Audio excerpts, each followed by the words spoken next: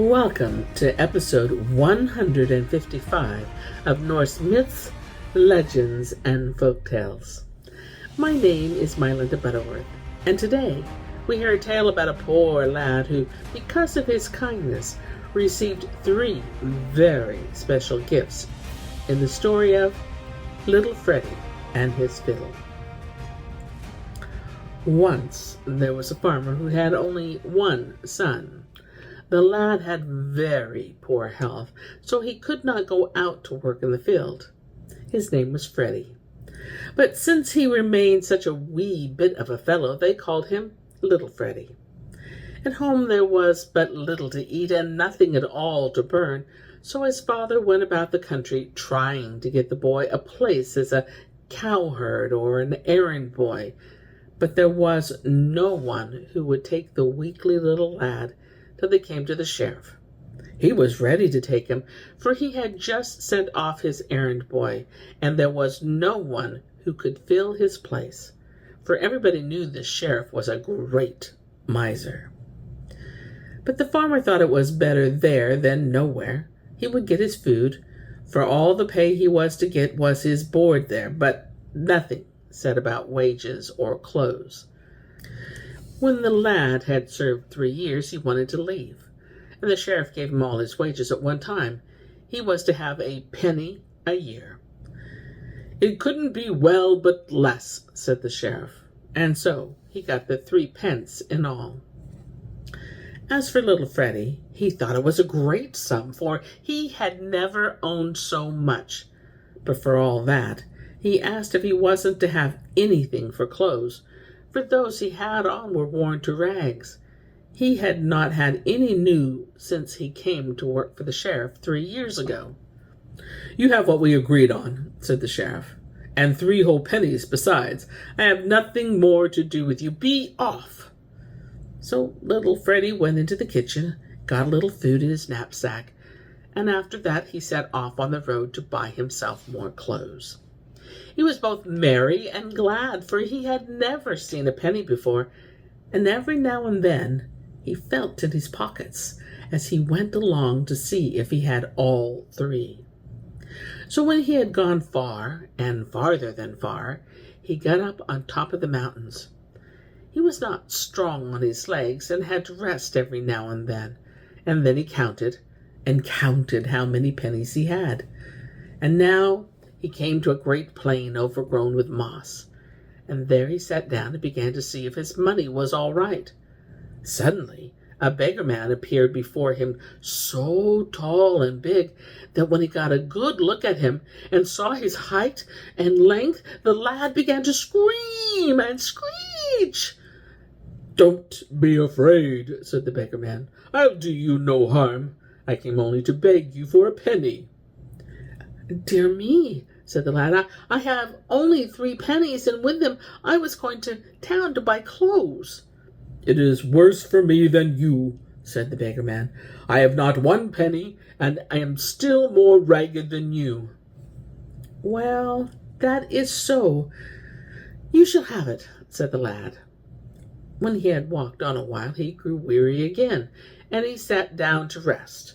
Suddenly another beggar man stood before him, and this one was still taller and uglier than the first. When the lad saw how tall and ugly and long he was, he began to scream again. "No, no, don't you be afraid of me," said the beggar. "I'll do you no harm. I came only to beg for a penny." Oh dear," said the lad. "I have only 2 pennies, and with them I was going to the town to buy clothes. If I had only met you sooner, then—" "It's worse for me than you," said the beggar man. "I have no penny, and a bigger body, and less clothing." "Well, you may have it," said the lad.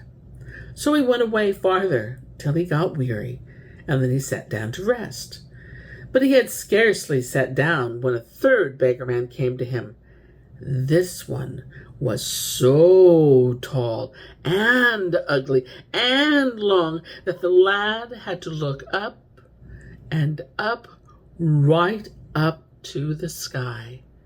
And when he took him all in his eyes and saw how very, very tall and ugly and ragged he was, he fell a screeching and a screaming again. "Now don't you be afraid of me, my lad," said the beggar man. "I'll do you no harm, for I am only a beggar man who begs you for a penny." Oh dear," said the lad. "I have only 1 penny left, and with it I was going to the town to buy clothes. If I had only met you sooner, then—" "As for that," said the beggar man, "I have no penny at all that I haven't, and a bigger body and less clothes, so it is worse for me than for you." "Yes," said little Freddy. He must have the penny then. There was no help for it, for so each beggar man would have 1 penny, and he would have nothing. "Well," said the beggar man, "since you have been such a good heart, and that you gave away all that you had in the world, I will give you a wish for each penny.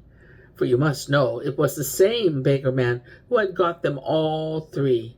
He had only changed his shape each time, that the lad might not know him again." I have always had such a longing to hear a fiddle go, and see folks so merry and glad that they couldn't help dancing," said the lad. "And so if I may wish what I choose, I will wish myself such a fiddle that everything that has life must dance to its tune." "That you may have," said the beggar man, "but it is a sorry wish. You must wish something better for the other 2 pennies." "I have always had such a love for hunting and shooting," said little Freddy. "So if I may wish what I choose, I will wish myself such a gun, and that I shall hit everything I aim at, were it ever so far off." "That you may have," said the beggar man, "but it is a sorry wish too. You must wish better for the last penny." "I have always had a longing to be in company with folks who were kind and good," said little Freddy. "And so if I could get what I wish it to be so that no one can say nay to the first thing I ask." "That wish is not so sorry," said the beggar man, and off he strode between the hills, and Freddy saw him no more.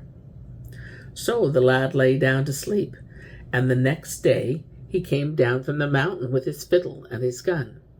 First he went to the storekeeper and asked for clothes. Next at a farm he asked for a horse, and at a second for a sleigh, and at another place he asked for a fur coat. No one said nay. Even the stingiest folk were all forced to give him what he asked for. At last he went through the country as a fine gentleman, and had his horse and his sleigh. When he had gone a bit, he met the sheriff, whose servant he had been. "Good day, master," said little Freddy, as he pulled up and took off his hat. "Good day," said the sheriff. "But when was I ever your master?" "Oh, yes," said little Freddy. "Don't you remember how I served you 3 years for 3 pence?" "My goodness, now," said the sheriff. "You have grown rich in a hurry, and pray, how was it that you got to be such a fine gentleman?" "Oh, that is a long story," said little Freddy. "And are you so full of fun that you carry a fiddle about with you?" asked the sheriff. Yes, said Freddy. "I have always had such a longing to get folk to dance. But the funniest thing of all is this gun, for it brings down almost anything that I aim at, however far it may be off. Do you see that magpie yonder, sitting in the spruce fir? What will you give me if I hit it as we stand here?" "Well," said the sheriff, and he laughed when he said it, "I'll give you all the money I have in my pocket, and I'll go and fetch it when it falls." For he never thought it possible for any gun to carry so far. But as the gun went off, down fell the magpie, and into a great bramble thicket, and away went the sheriff up into the bramble after it, and he picked it up and held it up high for the lad to see. But just then little Freddy began to play his fiddle, and the sheriff began to dance, and the thorns to tear him. But still the lad played on, and the sheriff danced and cried and begged till his clothes flew to tatters, and he scarce had a thread to his back. "Yes," said little Freddy, "now I think you are as ragged as I was when I left your service, so now you may get off with what you have." But first the sheriff had to pay him all the money that he had in his pocket. So when the lad came to town, he turned into an inn, and there he began to play, and all who came danced and laughed and were merry, and so the lad lived without any care, for all the folks liked him, and no one would say nay to anything he asked. But one evening, just as they were all in the midst of fun, up came the watchman to drag the lad off to the town hall. For the sheriff had laid a charge against him and said he had waylaid him and robbed him and nearly taken his life. And now he was to be hanged. The people would hear of nothing else, but little Freddy had a cure for all trouble, and that was his fiddle. He began to play on it, and the watchmen fell a-dancing, and they danced and they laughed till they gasped for breath. So soldiers and the guard were sent to take him, but it was no better with them than it was with the watchmen. When little Freddy played his fiddle, they were all bound to dance, and dance as long as he could lift a finger to play a tune. But they were all half dead long before he was tired. At last they stole a march on him and took him while he lay asleep by night. Now that they had caught him, they could condemn him to be hanged on the spot, and away they hurried to the gallows tree. There a crowd of people flocked together to see this wonder, and the sheriff too was there. He was glad to get even at last for the money and the clothes he had lost, and to see the lad hanged with his own eyes. And here came little Freddy, carrying his fiddle and his gun. Soon he mounted the steps of the gallows, and when he got to the top he sat down and asked if they could deny him a wish, and if he might have leave to do one thing. He had such a longing, he said, to scrape a tune and play a bar on his fiddle before they hanged him. No, no, they said, it were sin and shame to deny him that, for you know no one could say nay to what he asked. But the sheriff begged them not to let him have leave to touch a string, else it would be all over with them altogether. If the lad leave, he begged them to bind him to the birch that stood there. Little Freddy was not slow in getting his fiddle to speak, and all that were there fell a-dancing at once, those who went on 2 legs and those who went on 4. Both the dean and the parson, the lawyer and the sheriff, masters and men, dogs and pigs, they all danced and laughed and barked and squealed at one another. Some danced till they lay down and gasped. Some danced till they fell in a swoon. It went badly with all of them, but worst of all with the sheriff. For there he stood, bound to the birch, and he danced till he scraped the clothes off his back. I dare say it was a sorry-looking sight and a sore back.